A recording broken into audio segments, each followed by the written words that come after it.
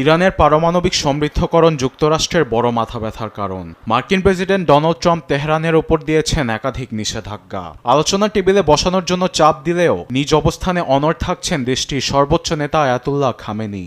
সমঝোতায় পৌঁছাতে তেহরানের দিকে বোমারু তাক করে রেখেছেন ট্রাম্প। এমন পরিস্থিতিতে দুদেশের মধ্যে যুদ্ধ শুরু হওয়া নিয়ে দেখা দিয়েছে শঙ্কা। এদিকে 2018 সালে ইরানের সঙ্গে joint comprehensive plan of action চুক্তি থেকে ওয়াশিংটনের বেরিয়ে যাবার পর পারমাণবিক সমৃদ্ধকরণের পেছনে অর্থ ব্যয় করেছে আয়াতুল্লাহ খামেনি। তার দাবি তিনি দেশের উন্নয়নের লক্ষ্যে কাজ করছেন। গণমাধ্যম দ্য কনভারসেশন বলছে 60% সমৃদ্ধিকরণ তেহরান অর্জন করেছে, যা পারমাণবিক অস্ত্র অর্জনের থেকে কিছুটা কম। প্রতিবেদনটি আরও বলছে কয়েক মাসের মধ্যেই অ্যাটমিক বোমা তৈরি করতে সক্ষম হবে ইরান, যার কারণে দেশটির সঙ্গে পারমাণবিক চুক্তিতে পৌঁছানোর জন্য মরিয়া হয়ে উঠেছেন মার্কিন প্রেসিডেন্ট।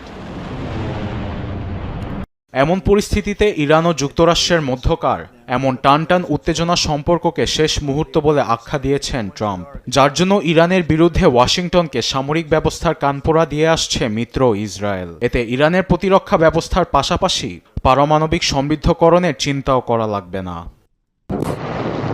একদিকে নিজ অবস্থানে অনড় ইরান, অন্যদিকে তেহরানে যুক্তরাষ্ট্রের বোমারু কামানের তাক। সবকিছু মিলিয়ে দুদেশের সম্পর্ক নিয়ে শঙ্কা জানান বিশেষজ্ঞরা। আরবেদ আফসার, নিউজ ডেস্ক, দেশ টিভি।